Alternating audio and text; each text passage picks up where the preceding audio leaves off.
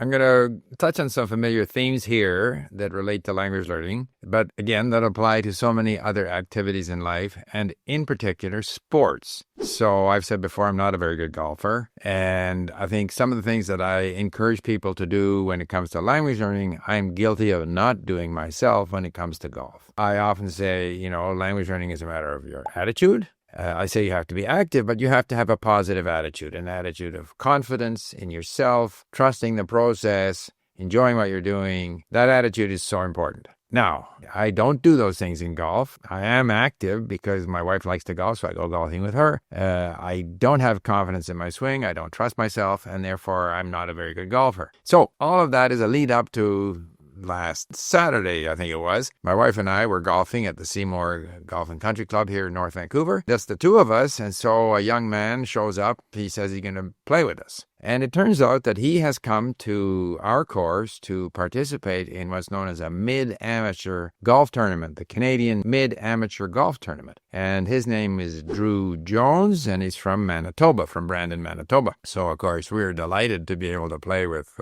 someone of that caliber. And he just hits the ball. We can't even follow where the ball is going. It's unbelievable. He hits it over 300 yards. He's obviously a competitive golfer. And it turns out he's also a elementary school phys ed teacher in Brandon, Manitoba. So two of the things that came from other than watching him play golf and getting some pointers, and he was very modest and very helpful.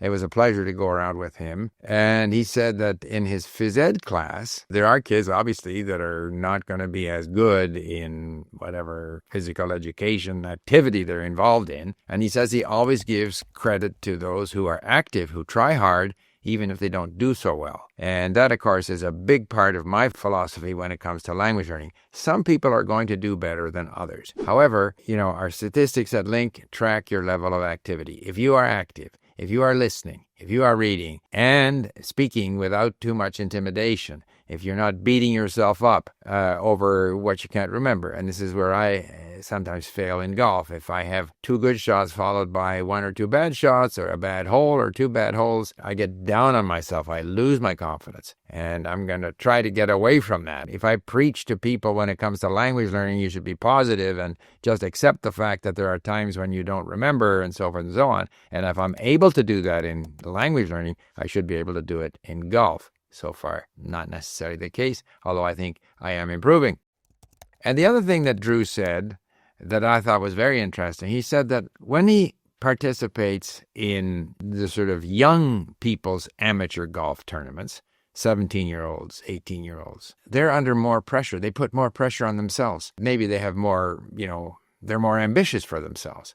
But they're also less supportive of the other players playing with them. So they're far less likely to say, good shot. They're far more likely to have a temper tantrum if their shot doesn't go where they wanted it to go. Whereas by the time you get to the mid-amateurs, which is what this is, I don't know what the age group is for mid-amateurs, but far more inclined to say, nice shot, and they encourage each other and so forth and so on. And I think that's the way we have to be in language learning. And I've often said, whenever I go to a polyglot conference, the vast majority of people there are very supportive of each other. It's not a competition. We're not trying to outdo each other.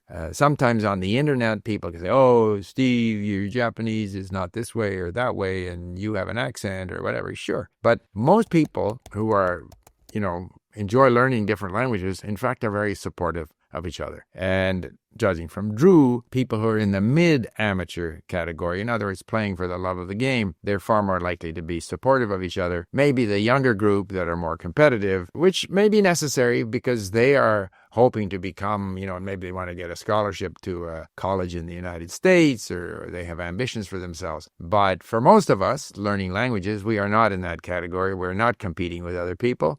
We need to be active. We need to enjoy it, be supportive of each other. Don't criticize people. Don't give unsolicited negative comments, but it's always welcome to get an unsolicited positive comment. So other than the enjoyment of playing with Drew, who's a real gentleman, those are a couple of things that I took away from our round of golf. Hopefully it'll make me more positive in my own golf, and hopefully it might influence some of you also to be less demanding and more positive when it comes to your language learning.